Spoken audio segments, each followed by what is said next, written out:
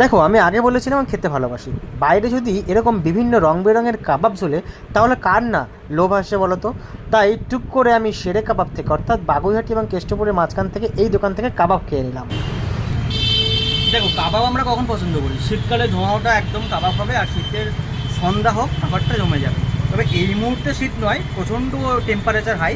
তবে বাগুইহাটি এবং কেষ্টপুরের মাঝখানে একদম পুরো জায়গাটা মানে পুরো একদম মাঝখানে আমি দোকানটা দেখলাম শেরে কাবাব। প্রথমে আমি একটা হরিয়ালি কাবাব ট্রাই করলাম, দেন তারপর দাদাই আমাকে সাজেস্ট করলো উইংসটা খান। প্রথমে একটু উইংসটা দেখিয়ে দিচ্ছি। আর শুধু পরিবেশনটা দেওয়া, সার্ভটা করেছে দেখো, এত সুন্দর একটা সার্ভ করেছে খাবার। এখানে তোমার উইংস রয়েছে, এখানে গ্রিন চাটনি রয়েছে, পেঁয়াজ রয়েছে, লেবু রয়েছে, টিস্যু পেপার। আর সবচেয়ে বড় ব্যাপার, একটা ইনোভেটিভ জিনিস, গ্রিন চাটনিটা শালপাতার মধ্যে। আমি দাদাকে বলবো একটু ক্যামেরাটা মানে একটু কামড় দিয়ে দেখায় আমি